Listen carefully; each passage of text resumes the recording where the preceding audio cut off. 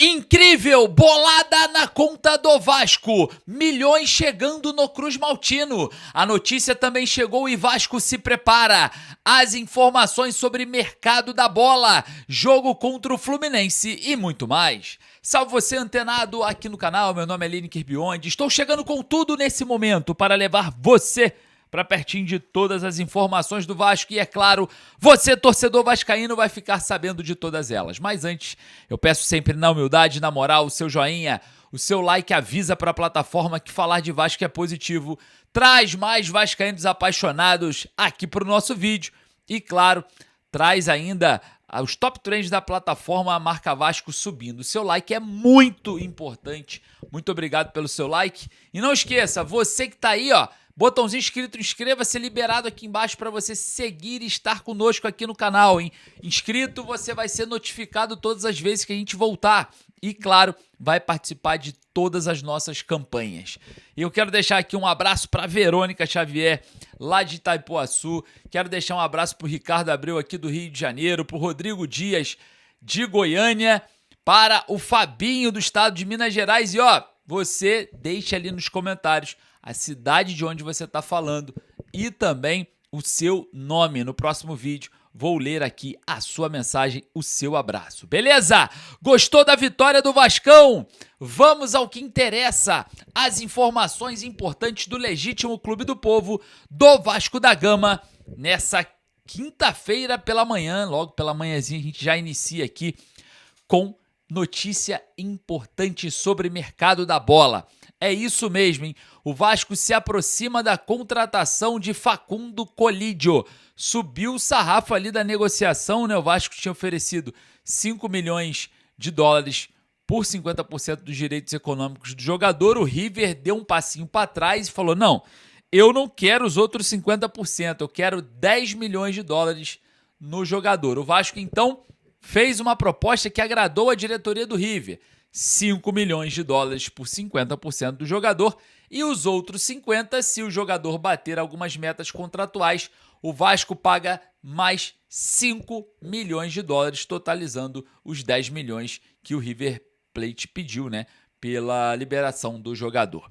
Aparentemente muito próxima essa negociação de ter um desfecho positivo e a gente vai estar, obviamente, em cima do lance para toda movimentação envolvendo o Vasco. Falando sobre negócio, falando sobre mercado da bola, vamos falar sobre Brian Rodrigues, jogador que é alvo do Vasco, né? O Vasco teria feito alguns contatos para ter o jogador e o atleta falou publicamente sobre o interesse no futebol brasileiro para com seu futebol. E olha só, o jogador revelou que sim, tá feliz no América do México, tá confiante no início de trabalho, mas que sim, se um dia ele sair, ele vai lá e vai anunciar para todo mundo. Mas disse que tá muito feliz no América do México. Enfim, todo jogador não vai falar que tá triste, né?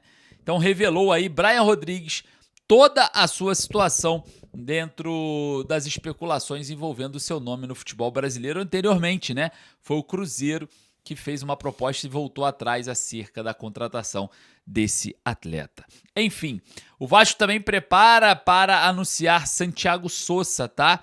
E a gente observa que esse dinheiro que a gente vai comentar aqui agora pode ajudar a viabilizar as garantias que o Racing está impondo. Vamos observar os próximos dados. O Sousa pode ser anunciado a qualquer momento, porque faltam apenas detalhes para esse anúncio. Vamos falar sobre bolada na conta do Vasco. Milhões chegando, é isso mesmo, hein? O Vasco passou pelo Fluminense na Copa do Brasil, chegou às quartas de finais. E olha só, hein? Mais de 7 milhões conquistados até então dentro das oitavas. Passou, recebe 4 milhões. Por disputar as oitavas, já tinha recebido 3 milhões. 7 milhões de reais caindo na conta do Vasco pela participação nas oitavas de final e pela classificação para as quartas da Copa do Brasil. O sorteio é na próxima quarta-feira, na verdade, na próxima terça-feira, às 11 da manhã na sede da CBF. Vamos descobrir quem o Vasco vai enfrentar, se o Vasco vai mandar o primeiro jogo no Rio ou fora do Rio, né? Porque não tem mais representantes do futebol do Rio na Copa do Brasil, a não ser o Vasco. Então, teremos aí o Vasco jogando fora do Rio em uma partida e depois retornando ao Rio de Janeiro na outra, né? Ou vice-versa. Vamos observar, vamos torcer para que seja assim. Eu prefiro decidir em casa. Essa é a minha opinião. E você? Vai lá nos comentários. Bom, falando um pouco sobre o jogo de ontem, já começa a entrar na fila do perdão, né? O Brenner marcou 2 vezes, para mim a melhor partida do Brenner com a camisa do Vasco. Até mesmo o Tietê jogou bola ontem, né? É o contestado Tietê aí. Peçam perdão aí ao Tietê que ontem jogou muita bola. Que continue assim, tá? Continue assim, não muda nada, mantenha assim. E a gente teve na minha opinião, melhor primeiro tempo do ano do Vasco, né? Contra o Fluminense ontem no Maracanã, um jogo bem controlado, o Vasco tendo ali a posse de bola, o Vasco conseguindo atacar, o Vasco conseguindo chegar. O Vasco fez um primeiro tempo muito bom contra o Fluminense na Copa do Brasil, eliminou o Fluminense, né? Um freguês já de carteirinha, né? E a gente sabe muito bem que os jogadores atuaram diante de um cenário muito específico. Eu vivo falando sobre isso. É muito benéfico você ter o Maracanã ao seu lado. A atmosfera é muito diferente, são mais de 40 mil vozes ali, enfim, é muita coisa boa. Dá até para você jogar com 80 mil vozes a seu favor. É algo que realmente o jogador dá algo a mais, o jogador tira força de onde não tem. Eu me lembro do Vasco muito mal das pernas em 2019 e o Flamengo na sua melhor fase.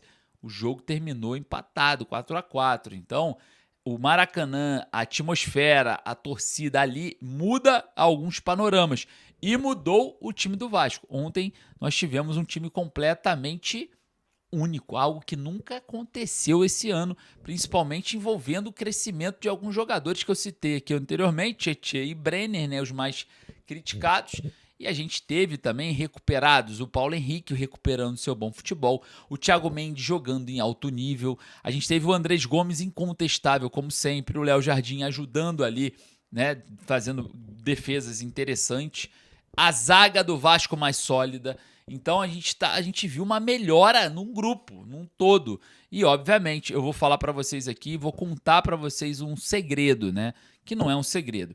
Eu vivo em estádio de futebol, Maracanã, São Januário, há mais de 30 anos. Eu tenho 33 anos, eu vivo mais de 30 anos. Eu bebê já ia para o estádio com meu pai para torcer para o Vasco, seja no Maracanã ou qualquer outro estádio. E eu falo aqui para vocês, não é só ficar rico, não é só ficar milionário, não é só ter muita grana. O Maracanã também traz uma atmosfera diferente de São Januário. Traz muito mais dinheiro, né? São Januário, você joga em São Januário, você vai arrecadar 1 milhão no máximo. No Maracanã dá para arrecadar 5 milhões, 6 milhões por jogo, né? O Flamengo arrecada aí de 5 a 7, o Vasco arrecada de 600 mil a 1 milhão. É muita diferença, por isso que o Flamengo está muito acima do Vasco financeiramente. E por isso que eu clamo, peço, pelo amor de Deus, o Vasco precisa jogar mais no Maracanã por 2 grandes motivos. O primeiro, financeiro, para ter uma arrecadação impulsionada e conseguir no mercado contratar grandes jogadores. E o segundo, a atmosfera, infelizmente, pelo quantitativo, não pelo qualitativo, porque o qualitativo São Januário, para mim, é melhor. Mas, pelo quantitativo, o Maracanã pesa nas costas do adversário. Isso é evidente. Mandem os jogos decisivos para o Maracanã. Ah, mas fez um acordo com o Flamengo que só pode jogar 4. Rasgue o acordo e vá em cima do edital. O edital prevê que o Vasco pode jogar todos os jogos que quiser. E se o Flamengo proibir e disser que não, o Vasco pode judicializar e jogar, como fez a 777 inúmeras vezes aqui quando estava na gestão do Vasco, né? Então a gente precisa ter o Maracanã com a gente. Ontem, o técnico Pedro Emanuel elogiou 2 vezes na coletiva passada e ontem elogiou de novo. A minha pergunta para ele foi até em cima disso, né, sobre a atmosfera. Ele está encantado, porque tem um diferencial. Eu sei que existe um romantismo em cima de São Januário. Eu respeito esse romantismo. Eu aceito esse romantismo porque eu também sou um romântico de São Januário. Mas eu não posso vir aqui e mentir para você. Eu não posso vir aqui e falar que São Januário coloca mais pressão que o Maracanã. Eu não posso mentir para você. Eu tenho que trazer a verdade para você e principalmente eu que convivo dentro dos dois estádios já há 30 anos. O Maracanã ele tem um peso muito maior na questão atmosférica de uma partida. É muito por conta do quantitativo, da quantidade de pessoas. Então, isso é algo evidente, não tem discussão, tá? E o Vasco precisa usufruir. O Vasco precisa explorar o Maracanã como um bem próprio, porque é do Vasco. O Vasco é o primeiro campeão do Maracanã. Essa concessão aí que deram pro Flamengo foi feita pelo governador que foi cassado, que foi condenado pelo TSE. Ele foi condenado. Então dá para ir atrás disso daí, resolver isso daí com toda certeza, sem contar que o edital tá do nosso lado, né? O Vasco tá no edital que o Vasco pode jogar quando quiser.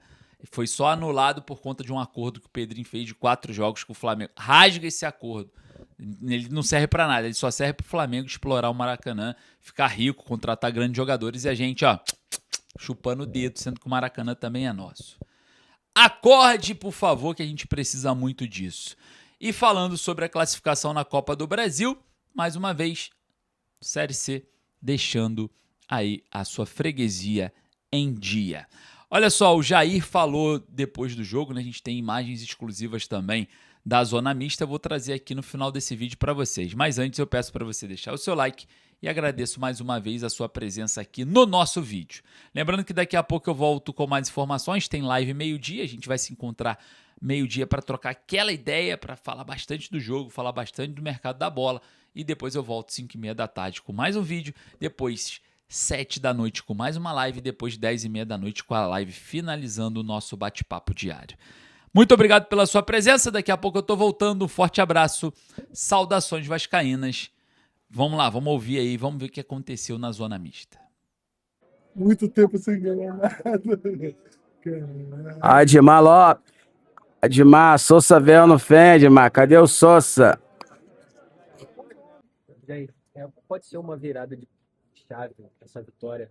A gente vê muita aplicação, muito conceito tático novo com o Pedro Emanuel. Queria que você falasse um pouco sobre isso e também a sua parceria. Sei que você respondeu ali, mas queria que você falasse um pouquinho novamente sobre a sua parceria com o Thiago Mendes. O Mister, ele é muito estudioso, é um cara que tem nos passado muita confiança. Como eu falei, a gente tem visto muitos vídeos, a gente tem treinado muito. Eu acho que tem que dar os parabéns para toda a comissão, porque a gente analisou muito o primeiro jogo, a gente conseguiu neutralizar a equipe deles e a gente conseguiu explorar os pontos negativos que eles tinham. E o que faltou no primeiro jogo, que foi a gente agredir mais eles no último terço. Então foi aquilo que a gente treinou e deu certo hoje. Falando um pouco do Thiago, o Thiago é um nosso capitão, né? Um dos nossos capitães. E tem nos ajudado muito, é um jogador extremamente inteligente, extremamente técnico. Mas não só ele, eu acho que tem que exaltar também o Tietê, exaltar o Barros, o Ramon. Todos nós temos evoluído como equipe.